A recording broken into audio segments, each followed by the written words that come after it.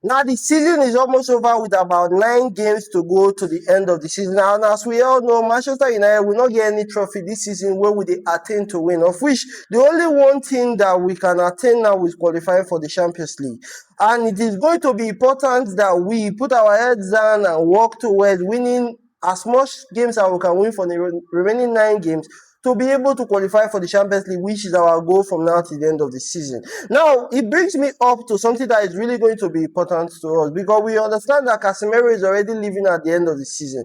So it's going to be important for us, because we did a very, very handsome and good job this season, going into the season, signing Obermo, Sesko, Cunha, and Senna Lemens. These are players that have improved our squad. So going into the new season, we need to even do further more improvements. And the key one that is very, very important to us, of which I think since Alex Ferguson left Manchester United, we have failed to completely replace our center midfielders, of which I think it is paramount going into this new season, next season, that we have center midfielders that are going to be able to take us a level or 2 steps or 2 levels ahead of the level we currently have. Now, currently we have Ugarte, we have Kobe Mino, we have Casemiro, as well as Mason Mount and Bruno Fernandes. And of which we know Bruno Fernandes, our captain, is the mainstay in the squad. So going into next season is going to be important, with also Casemiro leaving the club at the end of the season.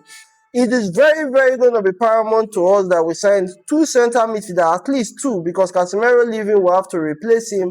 And we have also, even with Casemiro being in the squad, we know we needed an extra body, of which we all can agree that Ugarte is not the one. And if we have a proposal to sell Ugarte, I'm sure we will all be in agreement that Ugarte should leave Manchester United. So if we are saying the truth, we need at least 2 center midfielders, maybe 3 center midfielders going into next season. If we are going to be competing in the Champions League, if we are going to be competing in the Premier League and trying to do better than finishing third this season, maybe winning it or finishing second next season, we are going to need players that are going to be able to come into the squad and improve our squad. And on this video, I'm going to be giving you a few names that I think are going to be the top names that Manchester United are going to be looking into signing. Now, the one thing we did last season that have largely improved us when we went into the window, we went to sign Premier League experience, and that is very, very important. And the first name on the list for me is going to be Sandro Tonali.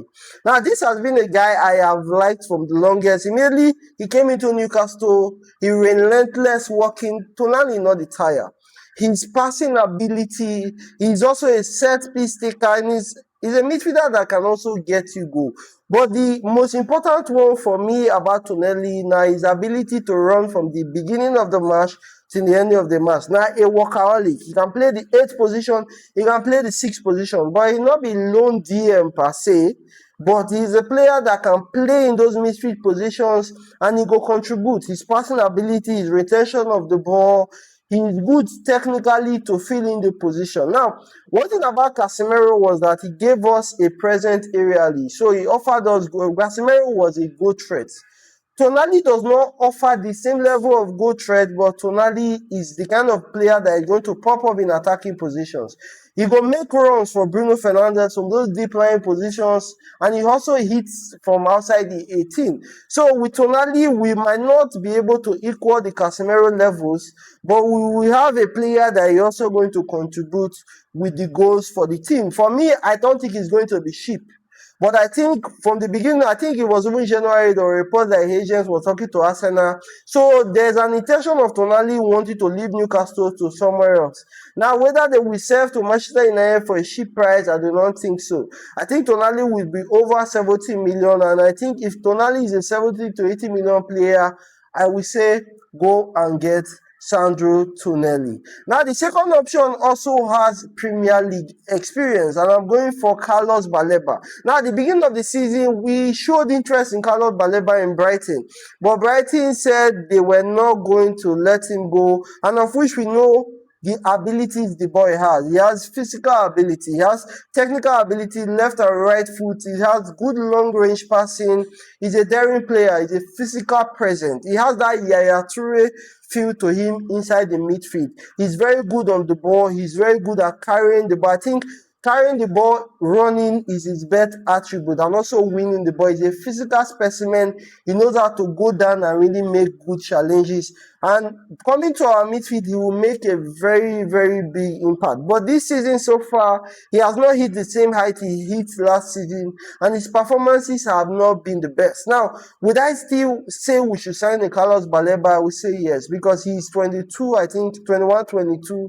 He has the ability, and if he comes into a team with already, and I'm not saying Brighton is not a good team, but if he comes into a team with our ability and the ambition we have, I think it's going to make him even a better player. Anybody that comes to play around Bruno Fernandes, they are going to become a better player. As to whether Brighton will sell under 70 million, I don't think it's possible, because Carlos Baleba, he has the whole future ahead of him, and he's a talent. If you have watched him play last season, even this season, his form has been off and on, but I watched a few games that he still has that presence, he still has that ball carrying, he still has that tendency to want to walk in that midfield, an engine room. He's more of a 6 than Tonali. I think his actual best position is a 6. While Tonali for me is more of an 8, but they can both play in both positions. Now, my third option for the center midfield position is going to be another one with Premier League experience. And for me, this is my best one among them all.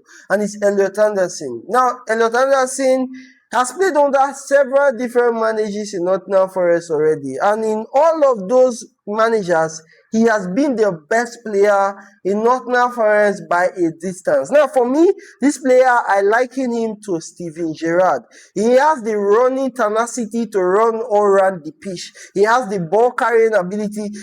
He has the passing ability. Those Gerrard passes, all those slap passes from Steven Gerrard back in the day, he has it. He has the set piece in him. Frankly, I think this is the best option when it comes to that center midfield position, because this guy has all the ability it takes to play in that position. If you watch him for Nottingham Forest, it is a standard performer in that midfield. He even scored a goal in that 2-2 draw versus Manchester City.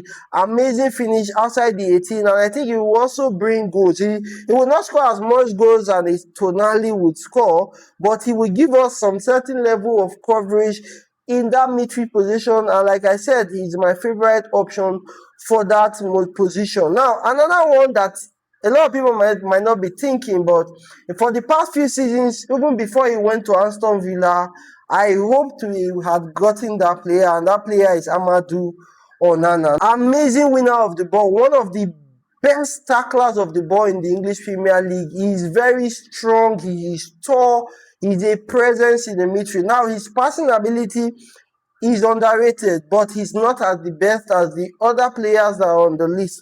But when it comes to returning and winning the ball back, Amadou Onana is one of the best in the league. He in that position with another center midfielder like Kobe Mino or somebody else like a Tonali would actually do a lot for Manchester United. Now, I don't think if we're going for an Amadou Onana, we spend more than a 50-60 million, of which I think at the time Aston Villa bought him for probably 50-60 million, 40-50 million. But I think he will not cost more than a 60-70 million for Manchester United.